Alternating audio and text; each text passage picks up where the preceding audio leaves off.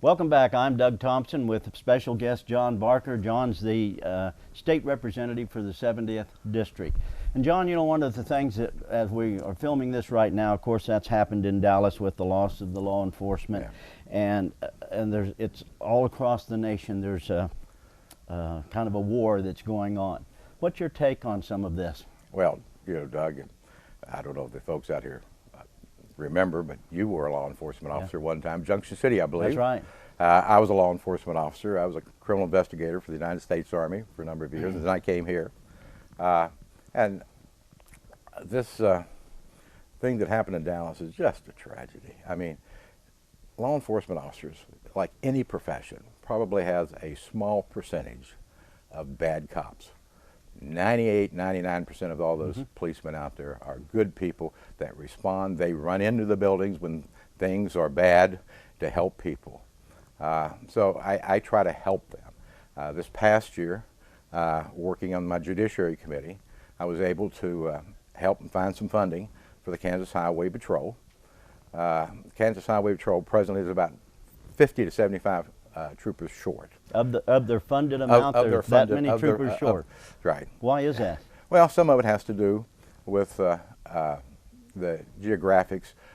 It's difficult to get some troopers to go out in western Kansas and live. And some unless probably, they're originally from there. And some probably don't want to go through what law enforcement's going through right now. That's true, and it's hard to get people to pass background checks now. But it is a stressful job. You could get called out as a trooper anytime, day or night, for a terrible traffic accident or any other incident that could happen. So we arranged that we could increase their pay.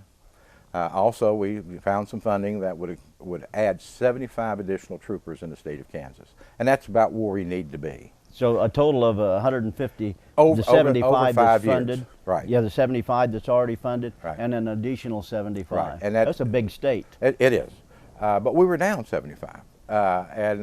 So we're going to be able to, over 5 years, it's not going to be immediately, but recently in Salina we had the largest class of enrollees for troopers we've ever had. It was 23 or 24. Is that the academy? The academy in Salina. So I'm very supportive. The superintendent and I have worked together on that to get that funding, but also other law enforcement problems that we had. As I chaired post-audit, as I mentioned earlier, a couple of years ago, and the police officer standards came in. They're the ones that keep all the records on all law enforcement officers, who's qualified, what they're training, make sure they can do their continuing education. And they said, we've got bad computers. We did a post-audit. We found out that their computers were not adequate. They did not have enough safeguards, did not have enough firewalls. So I was able to arrange to get them some funding, and we passed it to get them as additional funding so they can upgrade all of their computers, along with the KLETC, the Kansas Law Enforcement Training Center, Ed Peavy, that works down in Yoder, Kansas. So I think we're on the right track. As a big supporter of law enforcement, as I know you are, these are things we need to do.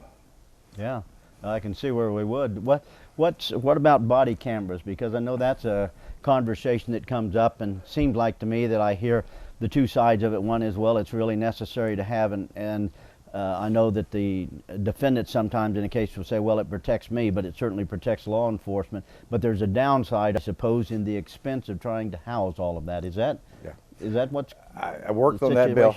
I worked on that bill last year. It came to the Judiciary Committee. We didn't know exactly how it should work, so I sent it to the Judicial Council.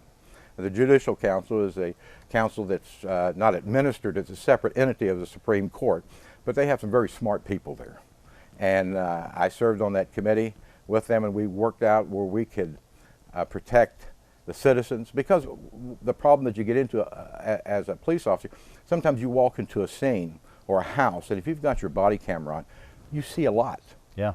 And it's not necessarily for the public to see, because these people have an expectation of privacy. Sure. And you may see people that are injured from domestics or children. Yep. And so we needed to protect them. Their victims in there. Sure. Exactly.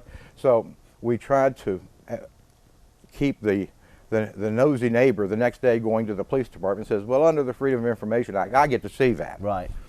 So the Judicial Council did a great job. We brought the bill out this year, and we passed it. What is interesting is it's voluntary for law enforcement agencies through the cities or the counties, however they want. We didn't mandatory force anyone to do it. But the storage of the data, those body camera companies will give you the cameras if they get the contract to store the data, because they could cost several $1 million for a city of Wichita. Had they went to the Carr brothers murders, they had 24 officers out there. If all of them had their body cameras on, they're still storing that data. So you have to look at the cost factor.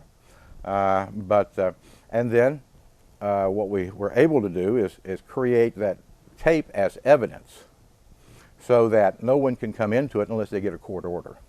So it does protect the public. The judge has to sign off on that. We're going to cut away and take a break. We'll be right back.